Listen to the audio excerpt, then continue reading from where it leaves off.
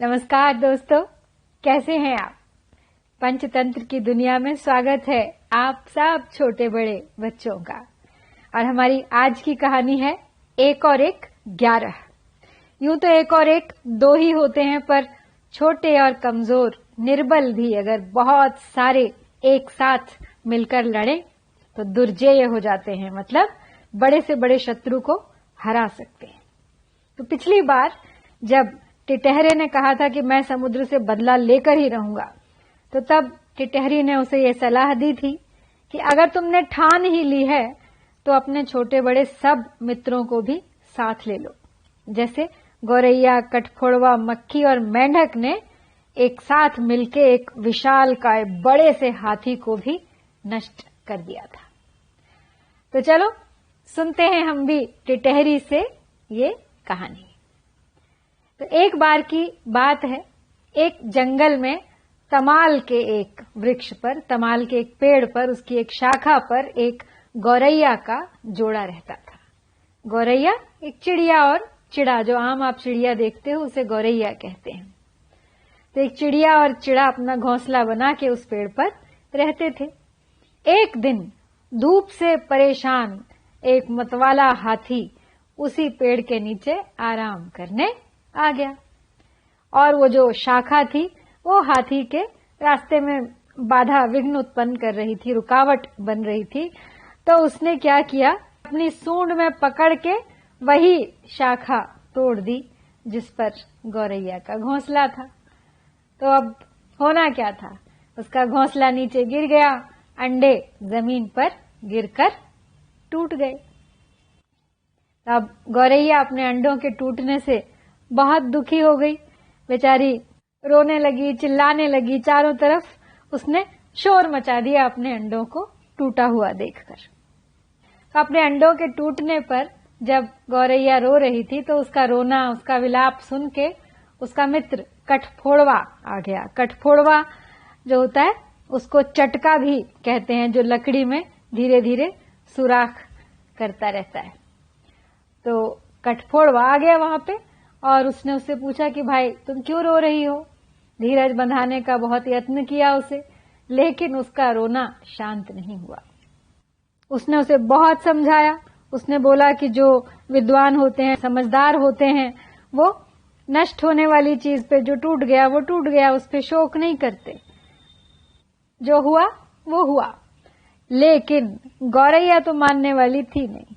वो तुम कह तो ठीक रहे हो, लेकिन मेरे मन को शांति तभी मिलेगी जब मुझ निरपराध की संतान का वध करने वाले इस दुष्ट हाथी को दंड मिलेगा।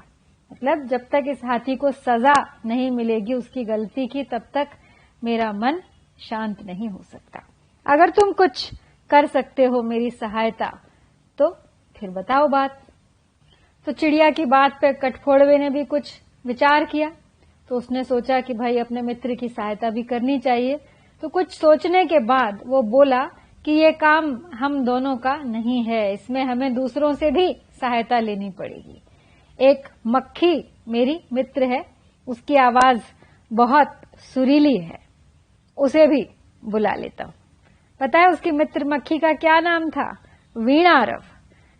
तब कठफोड़वा गया मक्खी के पास, वीणारव मक्खी के पास, और जाकर उसने उसे सारी कहानी सुना दी कि कैसे गौरैया के अंडों को बिना बात ही हाथी ने नष्ट कर दिया था। तो ये सब सुनने के बाद वो भी तुरंत ही तैयार हो गई। तो बोली मैं तो तुम्हारी मदद करने के लिए बिल्कुल तैयार हूं। मित्र की सहायता जो संकट में नहीं करता वो मित्र कहने का अधिकारी नहीं है, लेकिन हम तीनों के बस का ये काम है नहीं, हमें औरों की भी सहायता लेनी पड़ेगी। तो मेरा एक मित्र है मेंढक, मेघनाद मेंढक, तो मैं उसे भी बुला लाती हूं, फिर हम मिलके कुछ युक्ति सोचेंगे। तो अब तीनों ने जाकर मेघनाद नाम के उस मेंढक को अपनी सारी दुख भरी कहानी सुना दी। अब मेंढक उनकी बात सुनकर उस मतवाले हाथी के विरुद्ध षड्यंत्र में शामिल हो गया। उन सब ने मिलकर उस हाथी के विनाश की योजना बना डाली। मक्खी का काम था हाथी के कान के पास जाकर वीणा जैसी ध्वनि निकालना, जिसे सुनकर हाथी संगीत की मस्ती में आंखें मूंद लेगा और उसी समय कठफोड़वा जाकर हाथी की आंखें फोड़ देगा।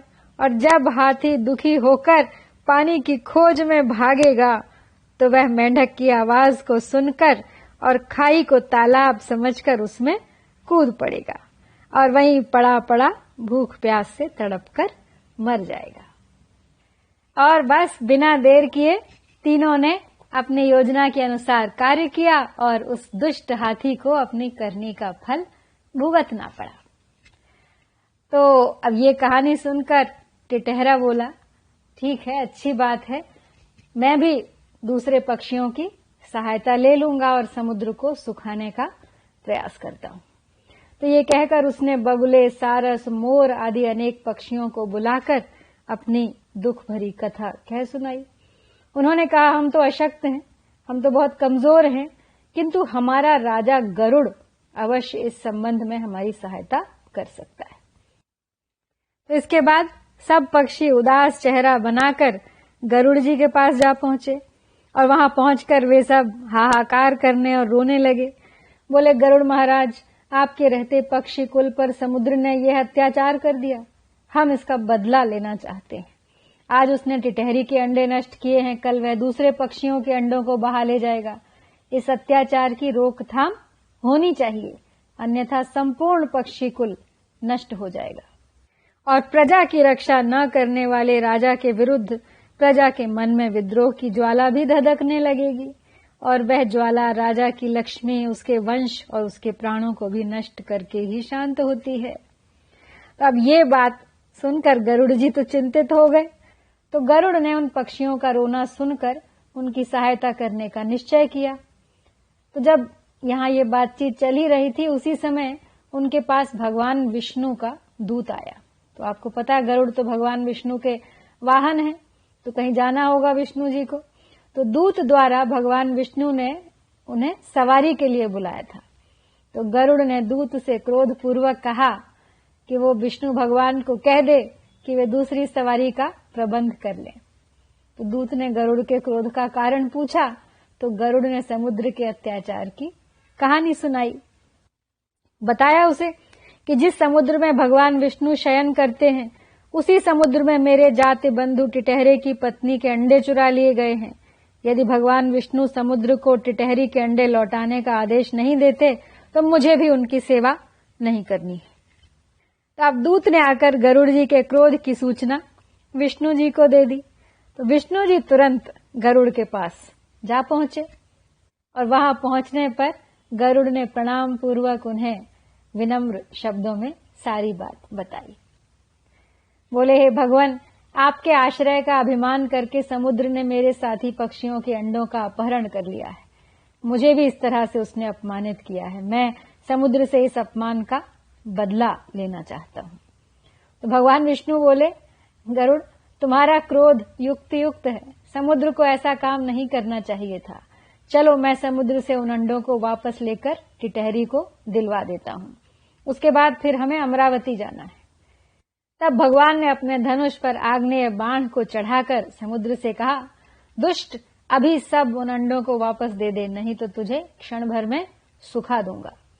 तो भगवान विष्णु के भय से समुद्र ने उसी क्षण अंडे वापस दे दिए और टिटहरा अंडे लेकर अपनी पत्नी के पास लौट आया।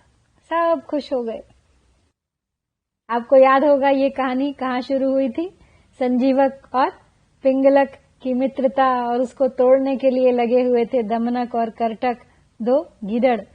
शुरू से अगर आप पहले एपिसोड से पंचतंत्र की कहानी सुनेंगे तो ये सब कहानी आपको समझ में आ जाएगी। तो दमनक ने इन कथाओं को सुनाने के बाद संजीवक से कहा कि इसीलिए मैं कहता हूं भाई कि शत्रु पक्ष का बल जानकर ही युद्ध के लिए तैयार होना चाहिए। तो संजीवक बोला दमनक से कि ये बात तो सच है, किंतु मुझे यह कैसे पता लगेगा कि पिंगलक के मन में मेरे लिए हिंसा के भाव हैं? वो तो मेरा दोस्त है, आज तक तो वह मुझे सदा स्नेह की दृष्टि से देखता है। उसकी वक्र दृष्टि का मुझे कोई ज्ञान ही नहीं है, मुझे पता ही नहीं है कि उसके मन में मेरे लिए कुछ शत्रुता जाग गई है। मुझे उसके लक्षण बतला दो तो मैं उन्हें जानकर आत्मरक्षा के लिए तैयार हो जाऊंगा। तो दमनक बोला कि उन्हें जानना कुछ भी कठिन नहीं है, बिल्कुल मुश्किल नहीं है। यदि उसके मन में तुम्हें मारने का पाप होगा तो उसकी आंखें लाल हो जाएंगी, भवें चढ़ जाएंगी और वह होठों को चाटता हुआ तुम्हारी ओर क्रूर दृष्टि से देखेगा। अच्छा तो ये होगा कि तुम रातों रात चुपके से चले जाओ, आगे तुम्हारी इच्छा। अब यह कहकर दमनक अपने भाई करटक के पास आया और करटक ने उससे भेंट करते हुए कहा, कहो दमनक, कुछ सफलता मिली तुम्हें अपनी योजना में? कहो क्या कर आए हो? तो दमनक बोला कि मैंने तो नीति पूर्वक जो कुछ ठीक समझा, जो उचित लगा मुझे, वो मैंने कर दिया। अब आगे की सफलता तो दैव के अधीन है, मतलब भाग्य के भरोसे है। देखें, पुरुषार्थ करने के बाद भी यदि कार्य सिद्ध न हो तो हमारा दोष नहीं है, हमने तो अपनी खूब मेहनत करनी थी जो कर ली। तो करटक ने पूछा, तेरी योजना क्या है? किस तरह नीति युक्त काम किया है तूने, मुझे भी बता। तो करटक बोला, मैंने झूठ बोलकर दोनों को एक दूसरे का ऐसा बैरी बना दिया है कि वे भविष्य में कभी एक दूसरे का विश्वास नहीं करेंगे। तो करटक बोला, ये तो तूने अच्छा नहीं किया। दो स्नेही हृदयों में, दोनों में एक दूसरे के लिए कितना प्यार है, उनमें तुमने ये द्वेष का बीज बो दिया। तो दमनक बोला, राजनीति को न समझ पाने के कारण ही तुम ऐसी बातें कर रहे हो। नीतिकार कहते हैं कि शत्रु और रोग को पनपने से पहले ही उखाड़ फेंकना चाहिए। हमारे मंत्री पद को हथिया के संजीवक हमारा शत्रु बन गया है, तो हमें उसका विनाश करना ही होगा। संजीवक को अभयदान देकर मैंने ही उसे महाराज से मिलवाया था, लेकिन उसने हमारे ही पद पर अधिकार कर लिया और हमें निकालकर बाहर फेंक दिया। इसीलिए मैंने उसे मार डालने की ये योजना बनाई है। यदि वो मरने से बच भी गया तो भी यहाँ टिकने की नहीं सोचेगा, लेकिन ये रहस्य तुम्हारे सिवा और मेरे सिवा और कोई नहीं जानता। तुम बस देखते जाओ, वो संजीवक मरेगा और हमारा भोजन बनेगा। इस प्रकार उसे हमसे बैर करने का परिणाम भी मिल जाएगा और हमें हमारा खोया हुआ मंत्री पद भी पुनः प्राप्त हो जाएगा। तो इस प्रकार एक ही उपाय से 3 लाभ, भोजन द्वारा तृप्ति, बैरी का नाश और मंत्री पद की प्राप्ति। ये सारे मेरे कार्यों की प्रशंसा न करके तुम उल्टे मुझे दोषी ठहरा रहे हो। ये कैसी सोच है तुम्हारी? दूसरों को कष्ट पहुंचाकर अपना उल्लू सीधा करना ही बुद्धिमत्ता है। ऐसा न करने वाले मूर्ख तो सिंह और भेड़िए के समान अपना पेट भी नहीं भर सकते। तो करटक ने पूछा कि कैसे? तो दमनक ने फिर उसे चतुरक, गीदड़ और शेर की कहानी सुनाई। अब यहाँ पे सोचने वाली बात यह है कि ये स्वार्थ साधन और कपट नीति जो ये बता रहे हैं, ये हमें नहीं सीखनी है। हमें सीखना है अपने आसपास इस तरह के धूर्तों को पहचानना, ऐसे स्वार्थी लोगों को पहचानना, ऐसे कपटी लोगों को पहचानना जो भीतर ही भीतर हमारे खिलाफ षड्यंत्र रच रहे हो। तो अब इससे हम क्या सीखें? सबसे पहले तो हम ये सीखें कि 1 और 1 11, एक साथ मिलके कमजोर निर्बल लोग भी बड़े से बड़े, बलशाली से बलशाली शत्रु का नाश कर सकते हैं।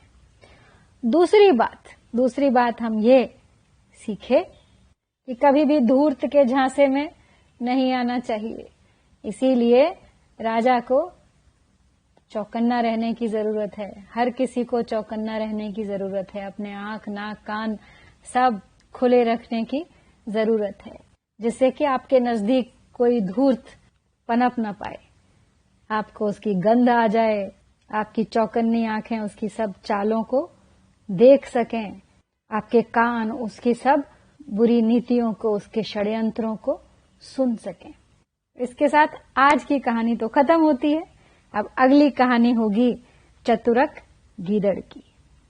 तो फिर मिलेंगे अगली बार अगली कहानी के साथ, और तब तक हमें स्वस्थ रहना है, स्वच्छ रहना है, अपने बड़ों का आदर करना है, मेहनत करनी है, और हम सबको मिलके 1 और 1 11 होकर छोटी छोटी युक्तियां लगाकर इस कोरोना जैसे राक्षस को हराना है। जय हिंद, जय भारत।